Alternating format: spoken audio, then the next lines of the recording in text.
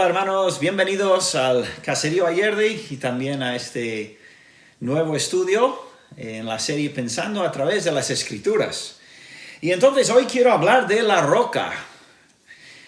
Precisamente y curiosamente, esta mañana en el culto en nuestra iglesia en Lazcao, uno de los hombres de la iglesia, Santi, dio un testimonio y leyó un versículo, por lo menos o dos, de Salmos, acerca de la roca que es nuestro Dios, y bueno, habló un poquito de esa idea, de que Dios es nuestra roca y podemos estar firmes en Él.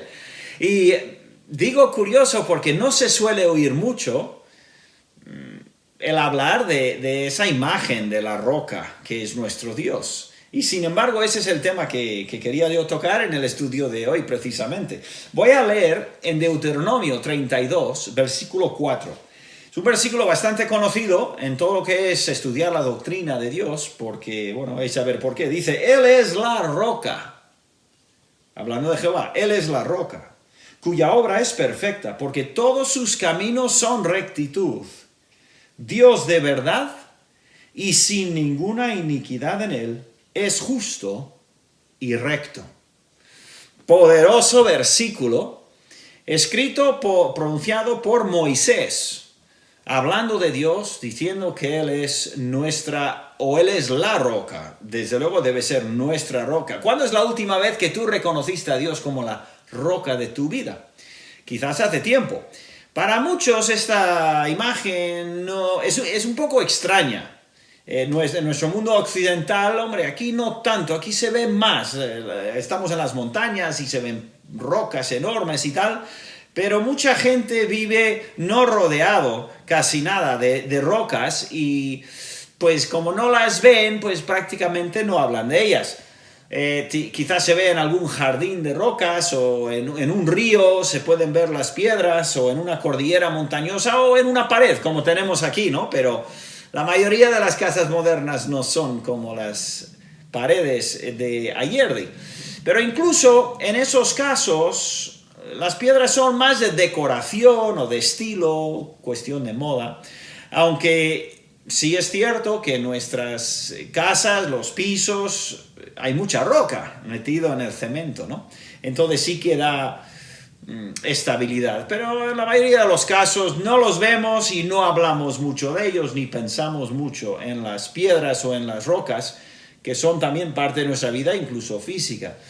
Entonces, igual por esa razón, no nos percatamos del todo de la importancia que tiene esta imagen.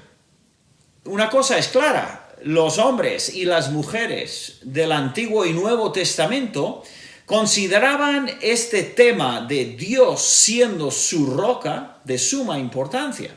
Y a menudo se animaban mutuamente con esta verdad, esta realidad acerca de Dios.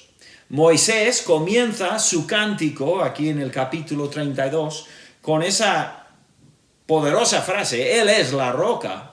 Pero luego a lo largo del capítulo y del canto lo repite otras 6 veces. O sea que tema importante para Moisés. Pero Moisés no fue el primero.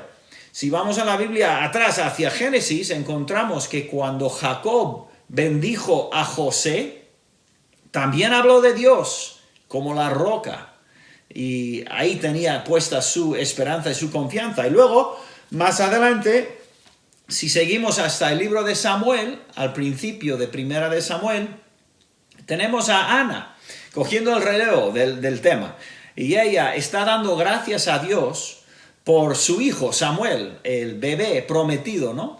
Y ella da gracias a Dios diciendo, tampoco hay refugio como nuestro Dios. Y la palabra refugio, que nuestra traducción se ha puesto refugio, esa es la palabra roca.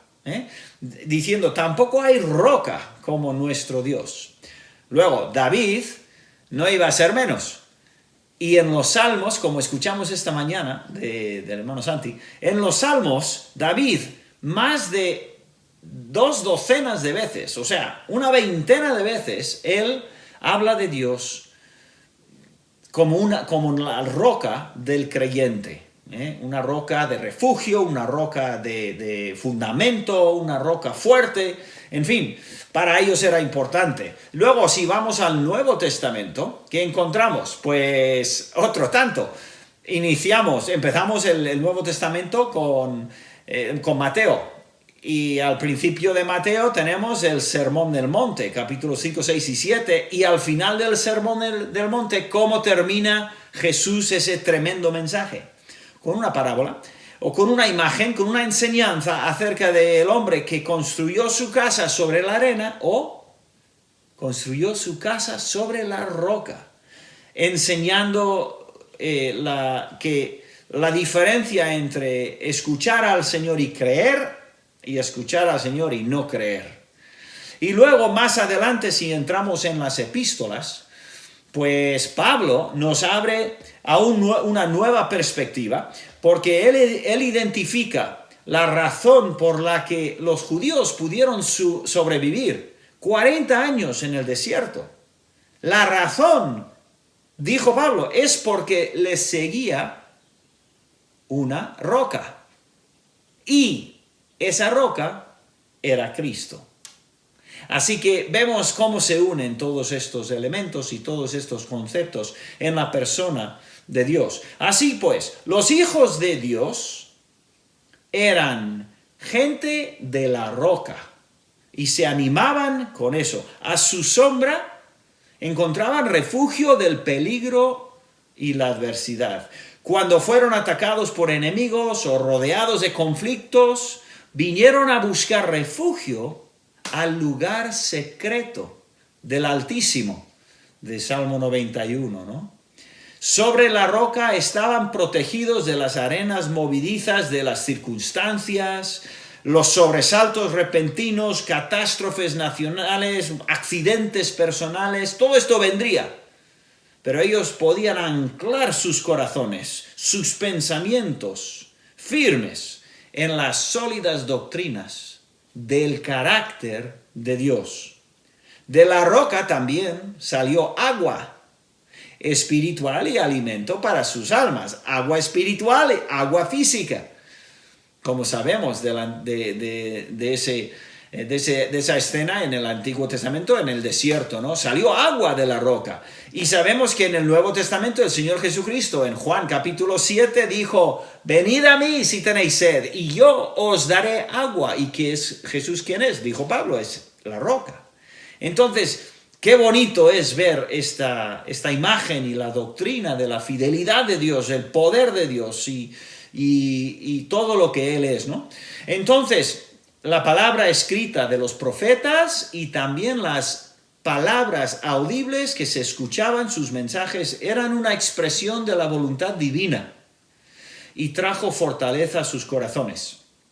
Estaban a salvo, estaban seguros, estaban saciados en la palabra. No es de extrañar, pues, que cantaron la canción de Moisés. Los salmos de David cantaron acerca de su roca. ¿Y yo? ¿Y tú?